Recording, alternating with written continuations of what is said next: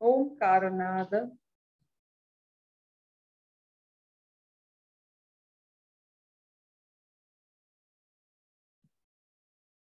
ये संसार रूपी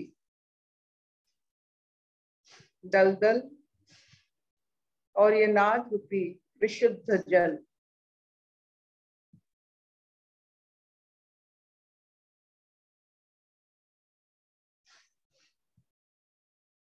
पता चलता है कि संसार में हम कितने भी वाक्य व्यवहार करते हैं,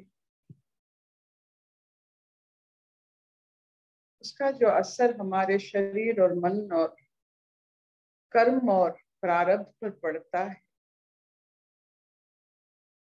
ये ओंकार नाद हजारों ऐसे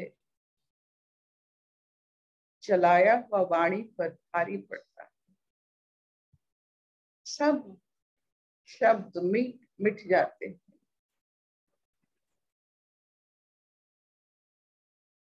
आज सुनते हैं स्वागता जी से नचिकेता की कथा। हरिओम अर्पिता, हरिओम सभी प्रेमियों। आज शुरू करेंगे पिता पुत्र संवाद।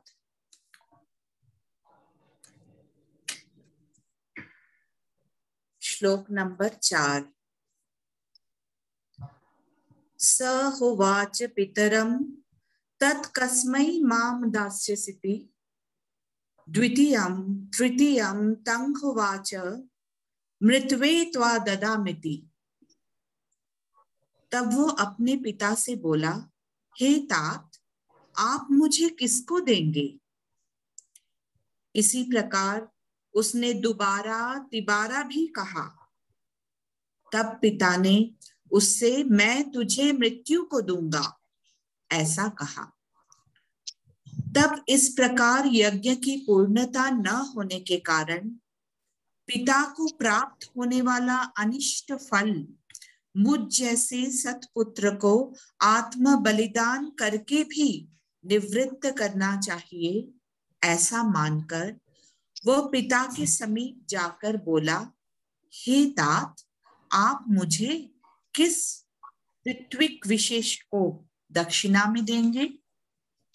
इस प्रकार कहने पर पिता द्वारा बारंबार उपेक्षा किए जाने पर भी उसने दूसरे तीसरे बार भी यही बात कही कि मुझे किसको देंगे, मुझे किसको देंगे। तब पिता ये सोचकर कि ये बालकों के से स्वभाव वाला नहीं है, क्रोधित हो गए और उस पुत्र से बोले, मैं तुझे सूर्य के पुत्र मृत्यु को देता हूँ।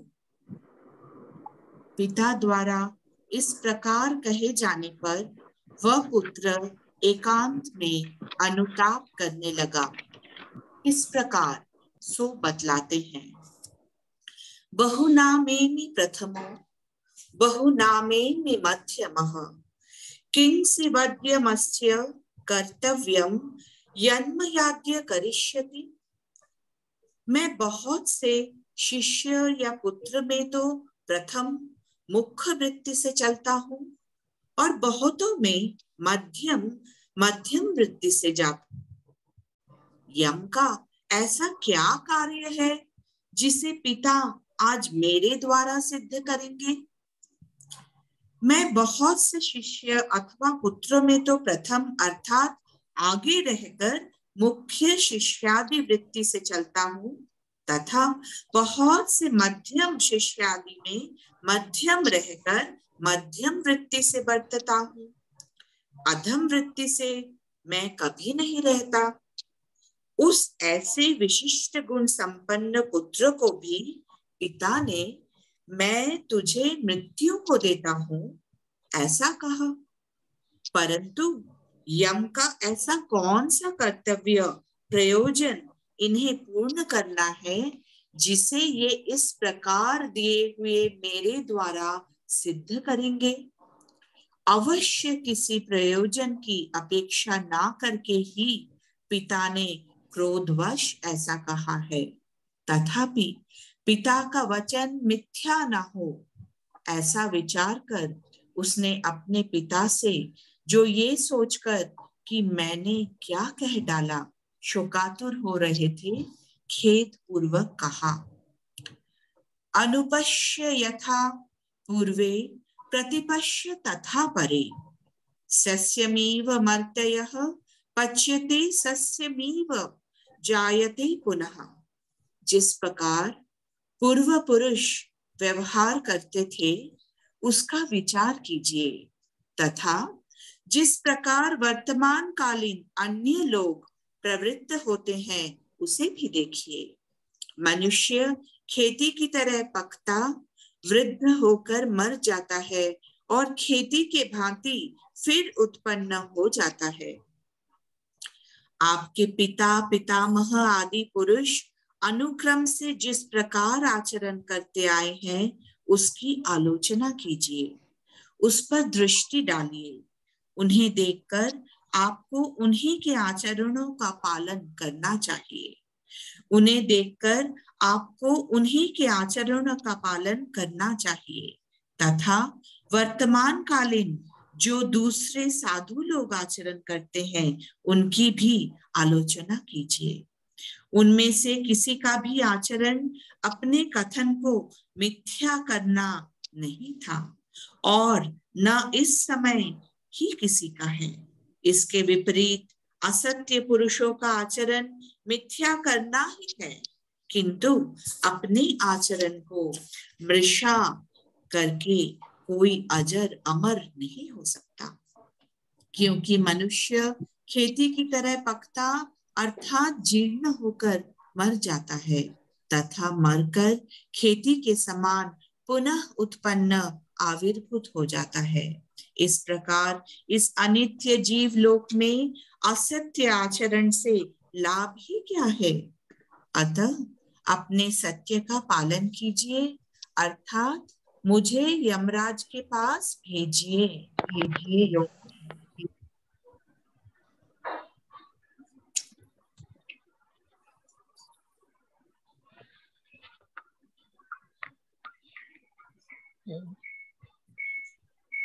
छोटा सा बच्चा इतने बड़े गुणी पंडित मुनि ऋषि पिता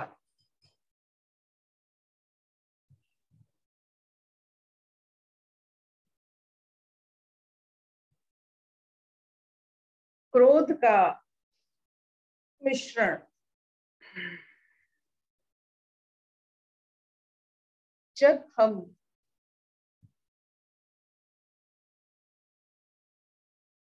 अपने भाव को सरल नहीं रखते हैं, सहज नहीं रखते हैं, सहजता से भावनाओं का आदर नहीं करते हैं, अपने भावनाओं को अपना अंश नहीं मानते हैं, एक भयंकर किस्म की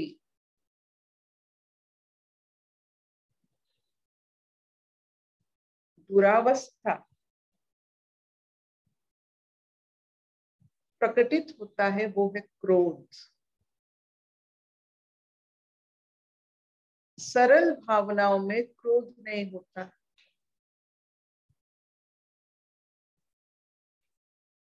जब आपको अज्ञानवशत पता नहीं होता है आपकी गति, आपके लक्ष्य,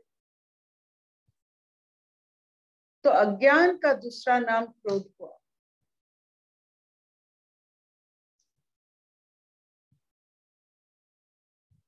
नचिकेता की पिता जो यज्ञ कर रहे हैं, जो सिद्धि पाने की, प्राप्ति की इच्छा रख रहे हैं, उनके मन में हजारों प्रश्न है। सरलता नहीं है, सहजता नहीं है, मधुरता नहीं है। कोई यज्ञ कर रहा है, कोई अपना लक्ष्य अभिष्ट कर रहा है, और इसमें क्रोध की कहाँ बात आती है। आपने देखा होगा, घर में आप जब कोई भी पूजन रखते हैं, बड़े प्यार से, बड़े मधुरता से, आपको कोई भी व्यवहार क्रोधित नहीं करता है। अगर क्रोध रहता है, इसका मतलब ये आपका सहजता पूर्वक कर्म नहीं है।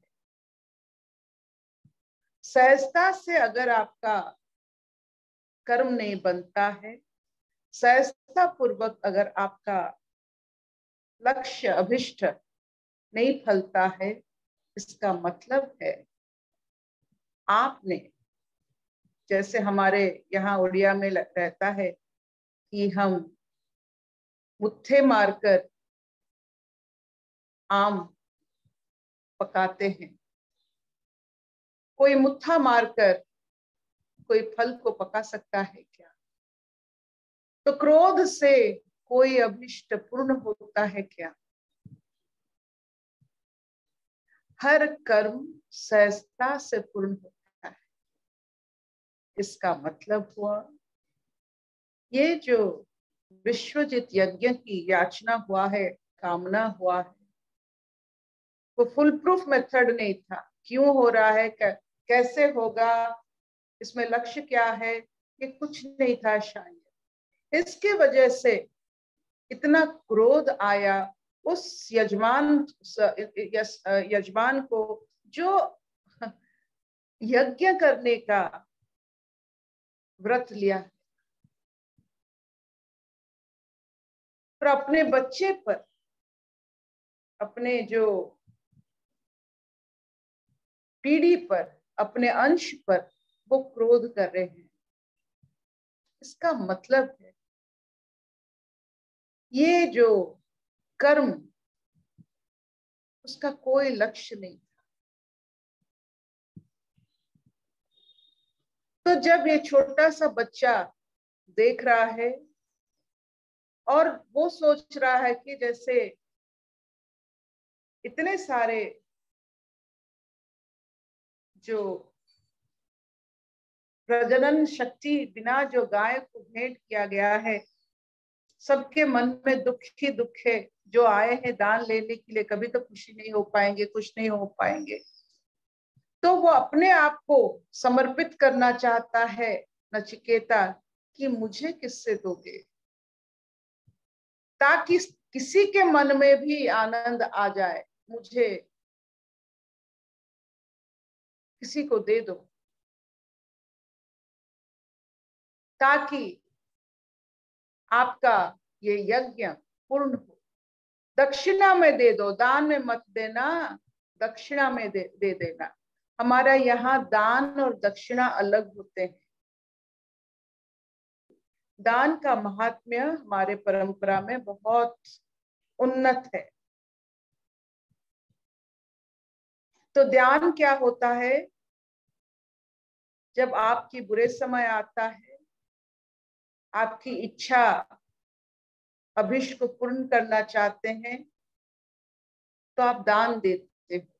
जो दान लेते हैं आपके बुरे समय को ले लेते हैं, आपकी इच्छा पूर्ति के लिए अपना मानसिकता देते हैं, इसीलिए उनको दक्षिणा दिया जाता है। दान और दक्षिणा अलग होता है। जिसको हम दान देते हैं उसको दक्षिणा देना चाहिए। दान अलग होता है क्योंकि वो आपकी अच्छाई कर सकता है, लेकिन जिसको आप दान दे रहे हो आपका वो बुराई ले रहा है। तो जब किसी को हमारे यहाँ दान दान ये दे दो, दान कर दो, बृहस्पतिवार को ये दान कर दो, मंगलवार को ये दान कर दो, शनिवार को ये दान कर दो, हमारे बुराइयों को लेने वाले को हम दक्षिणा देते हैं। हमें लक्ष्य की अभिष्ट करने के लिए हम दक्षिणा देते हैं। तो ये नचिकेता अपने जीवन को, अपने आप को दक्षिणा के रूप में वो देना चाहते थे। तो से इसीलिए बार बार वो पूछ रहे अपने पिता से कि मुझे किसको दोगे, क्योंकि विश्वजित यज्ञ मतलब जो भी आपका सामर्थ्य है, जो भी आपका संबल है, सबको देना पड़ता है। तो पुत्र भी एक संबल है, उसको भी देना पड़ेगा। तो वो बार बार यही पूछ रहे थे एक ऐसे ऋषि को जो जिनको पता नहीं वो क्यों कर रहे ये विश्वजित यज्ञ। अगर पता होता तो क्रोधित नहीं होते, इतने कटु कथा अपने बच्चे के लिए नहीं निकलता। उनका अवस्था यज्ञ की अवस्था नहीं है, वो शॉर्टकट मार रहे हैं। तो जब ये निकला कि मैं तुम्हें सूर्य पुत्र मृत्यु को दूंगा, तो एक छोटा सा बालक में बहुत चीज जागृत हो जाता है, क्योंकि वो अनिति देखता है अपने पिता के स्वभाव में, नीति नहीं देखता है। वो सोचता है कि इस अनिति के कारण, इस स्वभाव के कारण, इस भाव के कारण कोई अनिष्ट ना होए मेरे पिता को, क्यों ना हम अपने आप को मृत्यु को दे ताकि हमारे पिता का अभिष्ट पूर्ण हो, जो इस दान से नहीं हो सकता है। अगर एक बच्चा पहचान लेता है कि ये गलत है, तो ईश्वर तो जरूर पहचाने होंगे। तो इसीलिए वो अपने आप को समर्पित करता है कि मेरे मृत्यु को जाने से पिता की अभिष्ट को मंगल होगा। छोटा सा बच्चा है लेकिन बहुत भावपूर्ण है और बहुत निष्ठापूर्ण है, और वो ऐसे जागृत है कि उसको पता चल जाता है कि कौन किस अवस्था में क्या कर रहा है। इसीलिए वो अपने आप को दक्षिणा के रूप में यमराज को देना चाहते। यम मतलब नीति नियम। उसको लग रहा है यहाँ नीति नियम का पालन नहीं हुआ है, तो इसीलिए शायद मेरे पिता मुझे यम को देकर अपना दक्षिणा देना चाहते हैं।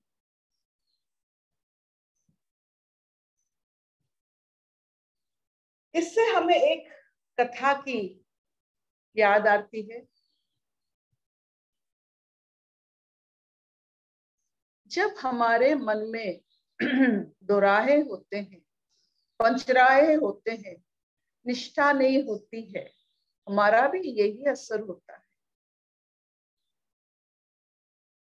हमारे घर में भी नचिकेता पैदा होते हैं, हमारे घर में भी बच्चे अपने प्रश्न अंत तक रख के सोचते रहते हैं कि ऐसा क्यों हुआ, ऐसा क्यों कहा। बच्चों के ऊपर पिता माता का अनियमता, निष्ठाहीन जीवन बहुत असर। उनका पहला प्रश्न होता है कि मेरे पिता माता ऐसे कैसे सोच सकते हैं। पहला प्रश्न। हमारे जो प्रश्न होते हैं, हमारे जो भाव बच्चों के लिए होता है, बहुत सोच समझ कर रखना चाहिए क्यों किसने, तो सब नचिकेता बन जाएंगे। मृत्यु की ओर उनका जो कदम मृत्यु की ओर उनका कदम, सुइसाइडल टेंडेंसी, ये पिता माताओं का प्रश्न ही है। उनका नीति अनीति का चरित्र है, घर में कैसे चलते हैं, कि एक बच्चे पर उसका असर क्या पड़ता है। एक उत्तर, मैं तुझे मृत्यु को दूंगा, बस इतना काफी है सुसाइड के लिए। आप सोचो, हमारे घर में जब हम बच्चे से बात करते हैं, अपना जीवन निर्वाहित करते हैं, बच्चों पर क्या असर पड़ता है।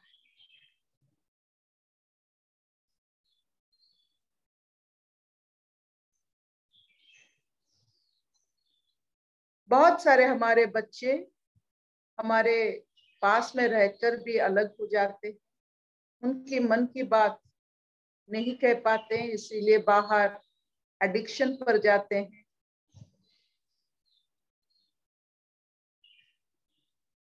टैटू करवाते हैं, आजकल के बच्चे जो टैटू करवा रहे हैं, वो एक विचित्र भाव है कि अपने आप को वो दुनिया को टैटू के माध्यम से दिखाना चाहते हैं। मैंने एक बड़े लड़की से पूछा, उनकी हर एक उंगलियों में टैटू था, हाथ में, यहाँ वहां सब। मैंने पूछा ऐसा क्यों रे माँ?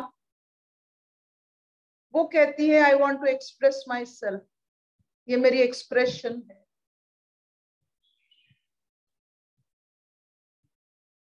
Tattoo has become expression in family. वो जो अपने पिता माता से कहना चाहते हैं वो लिख देते हैं, क्योंकि पिता माता इतने मग्न हो जाते हैं अपने अभिजीत यज्ञ के लिए कि पता ही नहीं चलता। सो इसीलिए वो सब लिख देते हैं अपने हाथों पैरों, मुंह में भी लिख लेते हैं अपने पिता माता को बताने के लिए। ये प्रश्न एक पिता पुत्र की नहीं है, ये प्रश्न है कि पिता माता बच्चों के साथ कैसे व्यवहार करना चाहिए।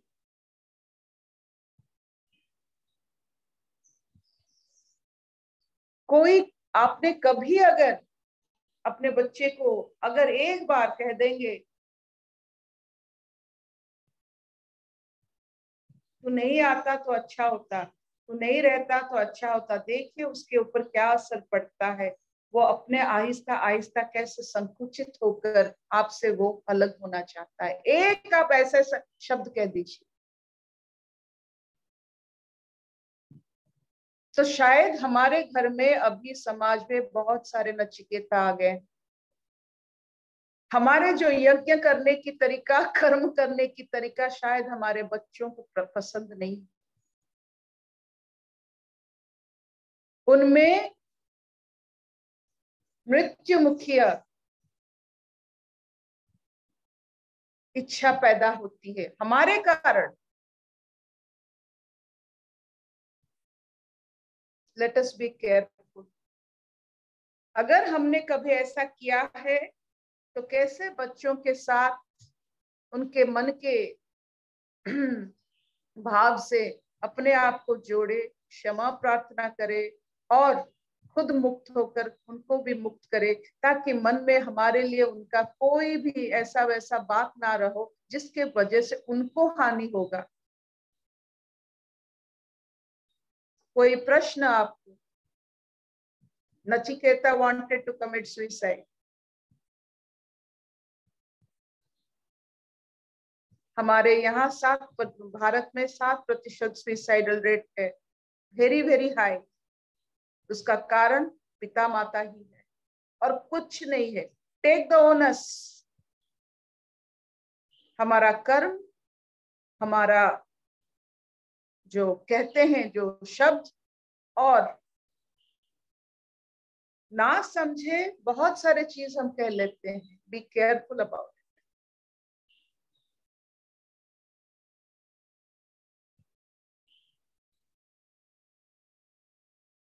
चाहे भले बच्चे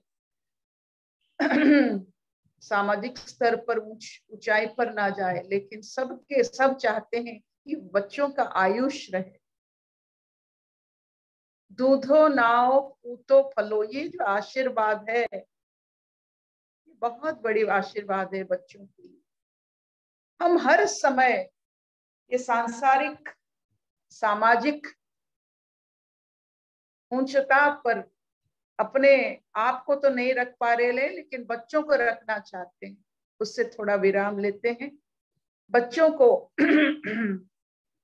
कष्ट पहुंचाने वाले शब्द ना व्यवहार करें, उसका असर बहुत दिन तक रहता है, आपके मृत्यु तक रहता है। आपके मृत्यु के बाद भी उसके मन में रहता है, वो बदल जाता है जन्म जन्म के लिए। अगर किसी माँ से किसी पिता से सुनेगा कि तू मर जा, तो नहीं होता तो अच्छा होता। These are not good words.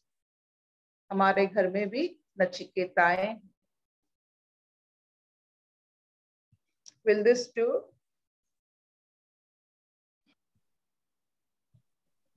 शबननी? हाँ मामा। Will this do? हाँ। कर्म और वाक्य में अगर पार्थक्य रहता है, नचिकेता जरूर जन्म लेते हैं।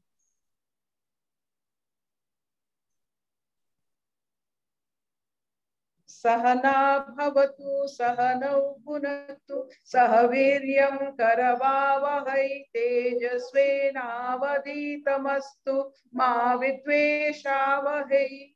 ओम शांति शांति शांति।